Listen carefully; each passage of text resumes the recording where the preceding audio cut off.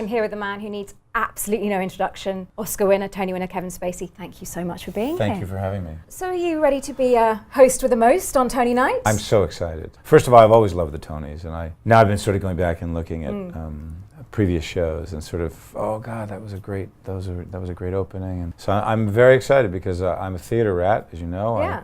I've run a theater. I do theater a lot. I will always keep coming back to it. It is where I feel most at home, and I'm very excited to be able to embrace this season and be a part of the community in a way that I've never had a chance to. Did you used to watch the Tony Awards growing up? Because you were a theatre kid. I mean, Absolutely. you did Captain Von Trapp. I wish I'd seen that at your high school. So, I mean, did you watched it? And Absolutely. I mean, I remember moments in Tony Award shows. I remember when Katharine Hepburn did a number from Coco, and all of the great actors that accepted and had beautiful speeches, and people I admired so much, like Jason Robards and so many others. So it's pretty great. So what do you hope audiences experience from your Tony Awards? So they're going to be getting a little bit of song and dance. We know you can do it. We saw you do it in Beyond the Sea. I mean...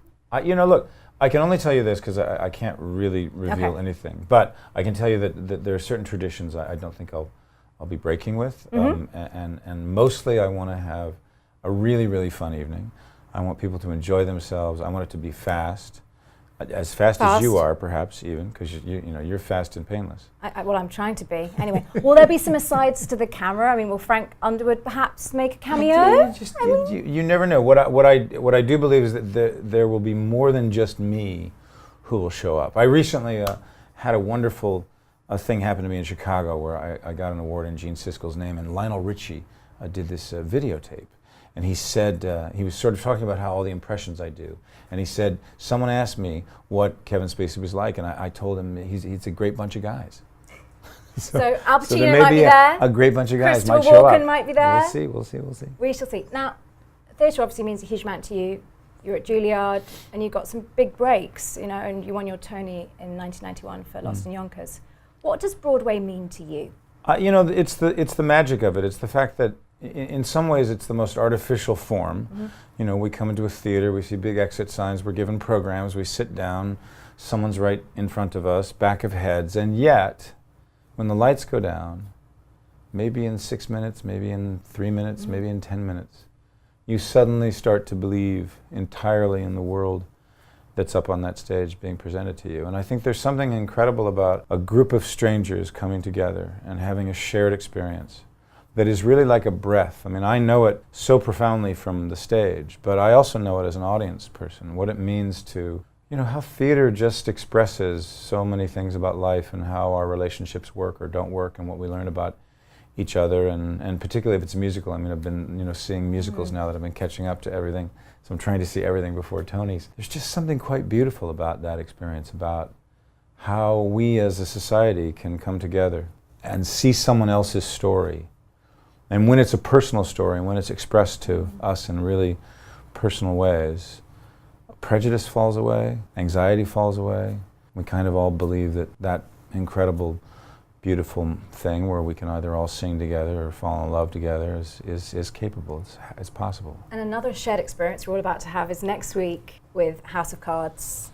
Are you looking forward to sort of Frank Underwood being front and centre again? It's very exciting. It's particularly exciting this season, I think partly because we were delayed a little bit. Normally we start shooting earlier. Why were you over Valentine's Day? Well, I know. You ruined my Valentine's Day, Kevin Spacey. I know, but so what did you do? What did you do that was really? Well, obviously nothing. I had to go to sleep without watching you. So sorry. I watch reruns of although House of Cards on Netflix. I do find that slightly interesting that you consider that a romantic Valentine's Day. Well, yeah. Okay, just checking. It's been interesting because we started shooting later this season than we ever had before, so that's why it's been later in coming out. So there's been a lot of sort of anticipation and a lot of people talking about what's the show going to be like since the real world has changed so dramatically, and I think people are going to be really excited, and I know that I'm incredibly pleased with what we were able to tackle this season.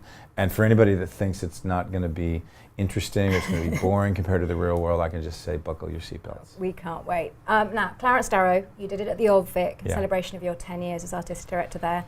You're bringing it to New York, but not really as we'd expect. You're putting it in the Arthur Ashe Stadium. Yes, because it's one of the great things that we're able to do in theaters. We're able to take spaces that were never thought of as theaters. I mean, you go to London, you see the Dunmar Theatre, you see what people are able to do in repurposing a space. And what the idea? Well, what part of it was that the problem that I had was that when we did it in London, we reconfigured the Old Vic into being a theater in the round. Yeah. But there aren't really any theaters in the round in America. There's three-sided ones. Yeah. But they tend to be pretty small. So I was at the opening night of the US Open 2 years ago, and I was watching a concert because they don't play tennis that night. So it was lit like a concert stage.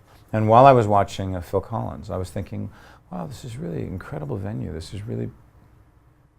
And then I sort of went, wait a minute, this is in the round. Ding! And then I thought, well, that's crazy. And then I actually started looking around, and I thought, well, if you didn't sell the upper deck, so if you maybe play, because it's 25,000 people, but if you maybe played in front of 5,000, maybe even 12,000. It's still intimate, though. I mean, Well, I've it will been be to that because stadium. we're not Yeah. using the whole court, so Okay. we're building a stage Yeah. that has like 4 VOMs where I'll be able to walk amongst the audience as well as going down into the audience. There's a lot of audience 'Cause it's a solo participation. show, but it's a there's... solo show.